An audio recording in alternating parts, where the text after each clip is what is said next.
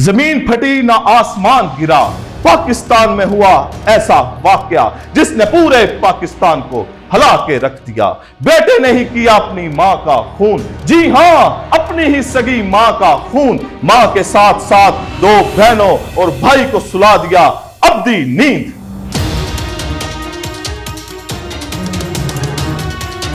क्या थी वजह कि लखते जिगर भूल गया मां के कदमों के नीचे जन्नत। बहनों की मोहब्बत भी याद ना रही और लाड भी कर गया भाई का फरामोश।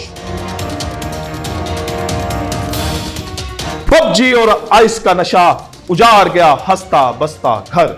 ये लम्हा फिक्रिया है उन वालिदैन के लिए जिनके बच्चे खेल रहे हैं खतरनाक गेम पबजी।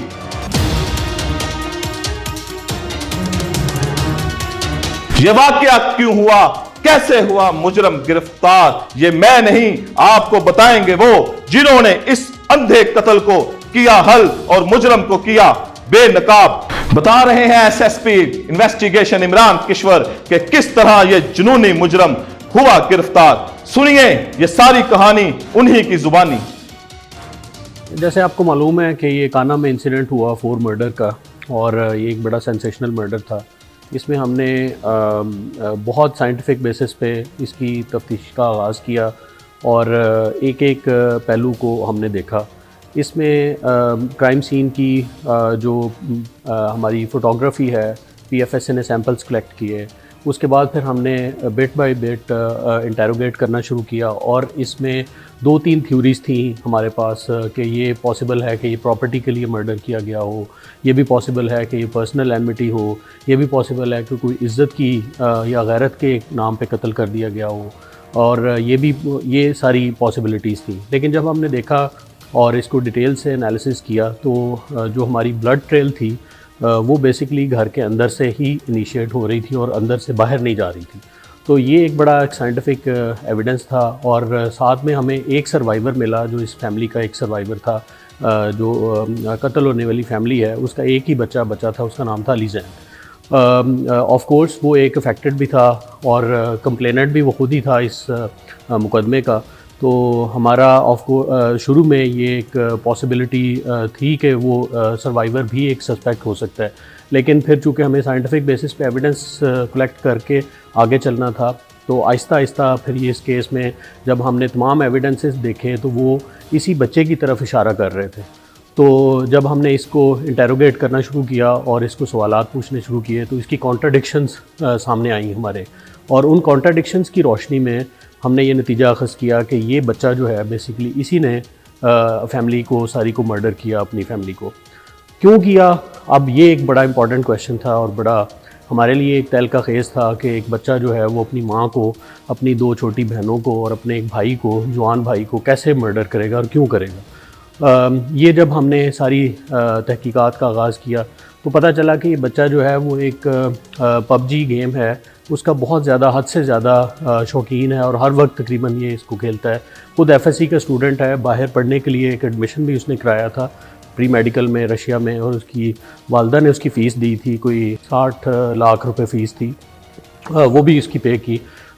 ये पबजी की गेम को बड़ा इस अंदाज से खेलता था जैसे कि ये रियल गेम है और उसको बहुत सीरियस लेता था। इस दौरान में जब इसने जब शिकस्त होती थी पबजी की गेम के दौरान तो ये इसको बहुत ज़्यादा महसूस करता था और साइलेंट हो जाता था, घर से आइसोलेटेड हो जाता था, किसी घर वाले से बात नहीं करता था, किसी मोहल्ले वाले से बात नहीं करता था। और इसको ये भी यानी बड़ा अफसोस और वो एलिमेंट ऑफ शॉक उसके अंदर होता था। तो उसके बाद फिर इसी दौरान जब ये रात को वाक़या पेश आया तो इसमें भी इसने पबजी में मेरा ख़्याल है वो शिकस्त हुई या डिफ़ीट हुई और उसको इसने अपने बहुत मुसल्लत कर लिया अपने ऊपर। और इसको मालूम था कि एक पिस्टल जो है वो वालदा की पिस्टल जो घर में मौजूद है वो भी अनलाइसेंस पिस्टल है, वो इसने इस्तेमाल की रात को अपनी, जब वालदा सो गई 2-2:30 बजे के अराउंड। तो पहले सबसे इसने गद्दी रख के ऊपर जैसे उसकी ताकि साउंड कम आए वो पहले वालदा को हिट किया। उसके बाद उसकी आवाज़ से जब इसकी बहन उठी तो उसके बाद उसको हिट किया और फिर तीसरी बहन को सोते हुए इसने कत्ल किया। उसके बाद फिर इसका भाई जो दूसरे कमरे में था वो आवाज़ सुन के बाहर आया तो उस दौरान में उसको इसने अटैक किया और उसको भी कत्ल कर दिया। ये तमाम फैमिली को कत्ल करने के बाद ये ख़ुद इसके घर के अंदर से ही एक रास्ता नीचे क्लिनिक की तरफ जाता है, वहाँ पे जाके क्लिनिक पे लेट गया और वहाँ तक कि सुबह तक वहीं पे सोया रहा है। और सुबह फिर लोगों ने जब उसकी काम वाली जो है उसने दरवाज़ा खुला हुआ देखा और सारे लोग मरे हुए देखे, तो उसने फिर 15 पे कॉल की। उसके बाद फिर हमने ये देखा। तो अब हमने ये फ़ैसला किया है कि ये जो पबजी गेम है इसका बहुत ही डेडली इम्पैक्ट आ रहा है सोसाइटी के अंदर, ख़ास तौर पे हमारी जो टीनेजर्स हैं जो इसको बहुत सीरियसली खेलते हैं, ऑनलाइन खेलते हैं और इसको बहुत ज़्यादा उनकी इंगेजमेंट होती है।